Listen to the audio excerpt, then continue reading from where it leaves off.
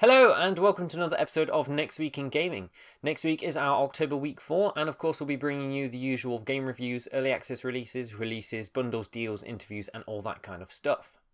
Releasing first next week out of early access on Monday the 26th of October is a game by XCOM devs, Snapshot Games, and this is Chaos Reborn.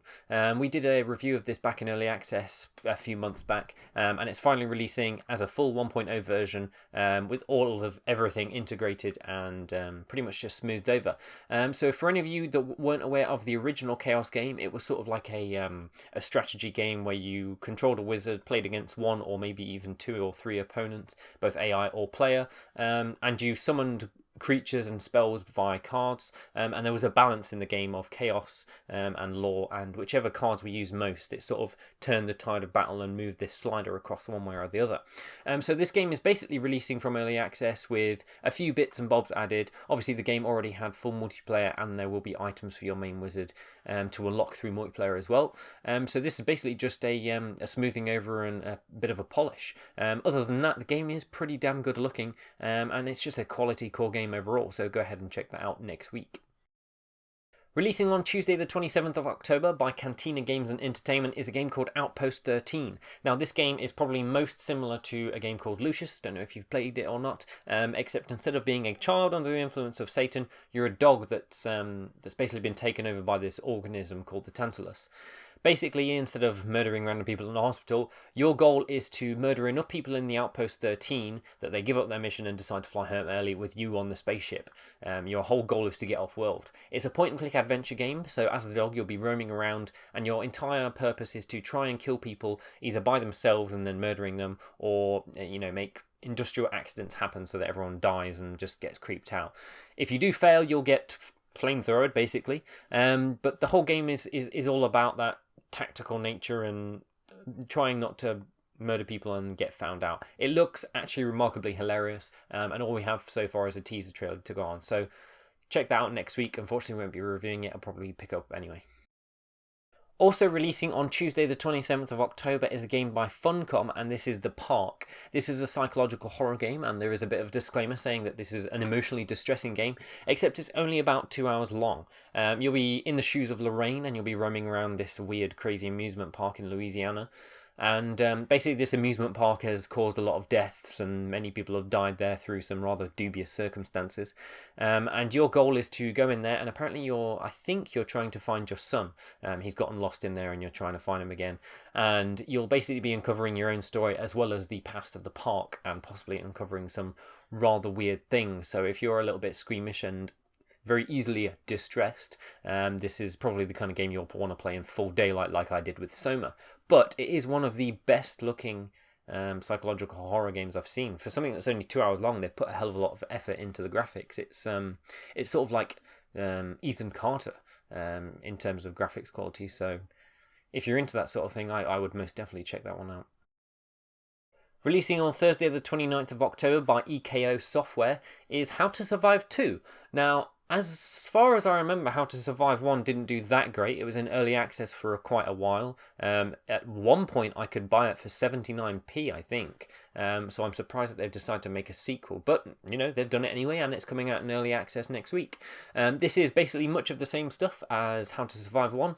Obviously, with the first-person mod they did, they've now improved the camera in this How to Survive 2, and it'll be a little bit more fluid, apparently.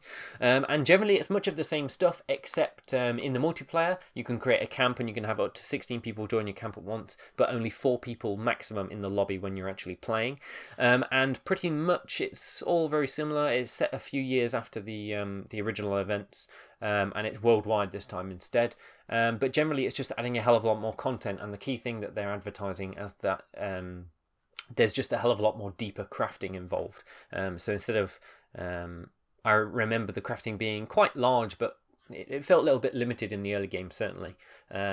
So yeah, if you liked How to Survive 1, then How to Survive 2 is in early access, and they reckon it's going to be fully released in 2016, which is a bit of a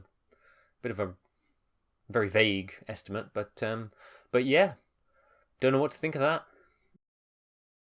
Releasing on Friday the 30th of October by Edmund Macmillan, as you all may know, is the DLC for Binding of Isaac Rebirth, and it's called Binding of Isaac Afterbirth.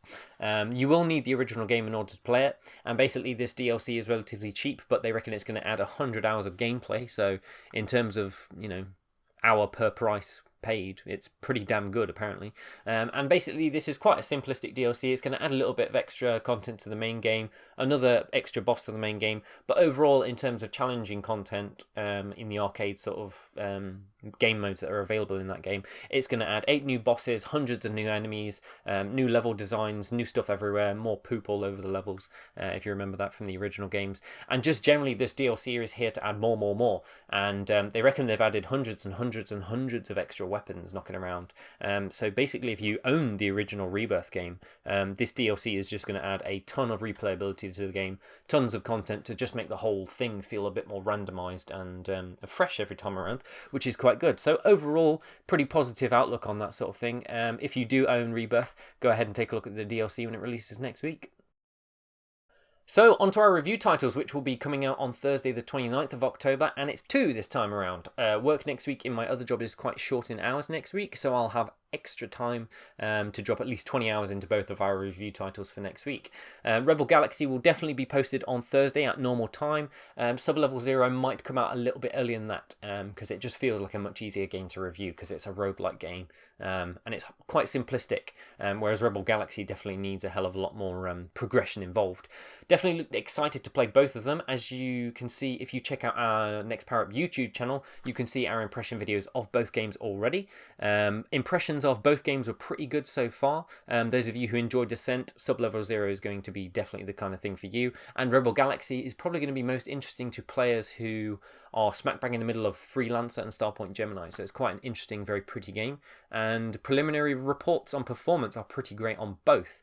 But of course this weekend I'll be spending a lot of my time building my new PC, which will be ready to do the benchmarks in all of the reviews post next week. I'll do the benchmarks for everything before I switch over the graphics card to a rather shiny 295X2. So that's it from us at Next Power Up. Join us next week on Thursday for both of our reviews, and of course next week on Saturday for our next Week in Gaming episodes. As usual, leave your comments in the section below for what games you guys have been playing. Last week was, in fact the last few weeks have been one hell of a busy set of weeks in terms of a lot of big releases.